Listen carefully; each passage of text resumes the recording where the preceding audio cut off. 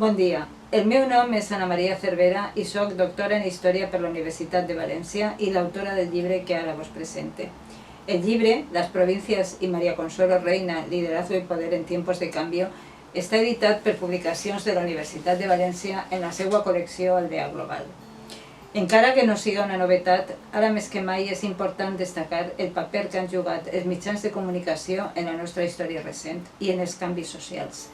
En concret, el llibre tracta de l'esdevenir d'un diari, Las Provincias, i d'una periodista, María Consuelo Reina, que foren determinants en la transició valenciana.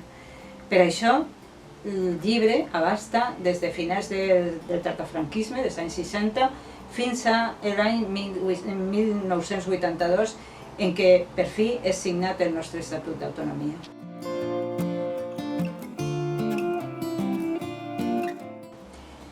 El títol del llibre reflecteix la doble intenció de l'obra. D'una banda, se centra en repassar la història del diari des dels seus orígens i especialment en el trànsit del franquisme a la democràcia. D'altra banda, se centra en una figura clau, la de Consuelo Reina.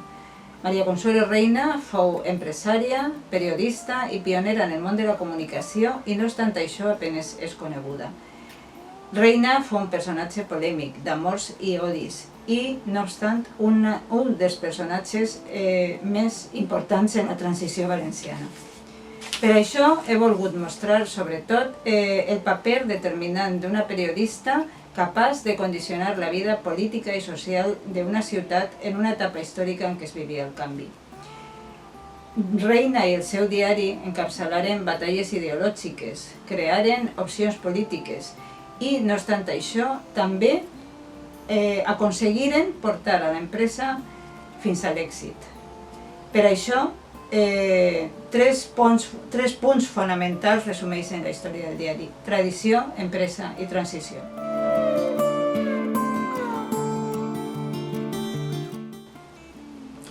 Las Provincias y María Consuelo Reina té un interès multidisciplinar. D'una banda, és un llibre d'història, i concretament d'història de València, però també és un llibre d'història de la comunicació i d'història del periodisme. A més, és un estudi sobre el món de les dones empresàries i de les dones periodistes.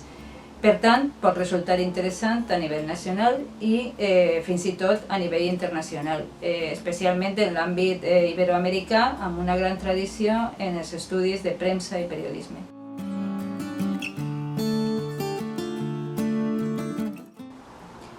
Finalment, vull destacar l'orgull i l'agraïment personal per treure un treball en un any en què publicar un llibre és especialment il·lusionant.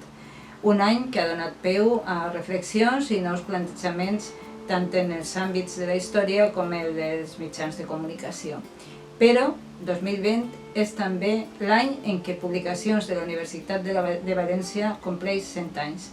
I per això és doblement important per a mi que aquest treball formi part del seu catàleg. Espero que ho gaudisquen i moltes gràcies.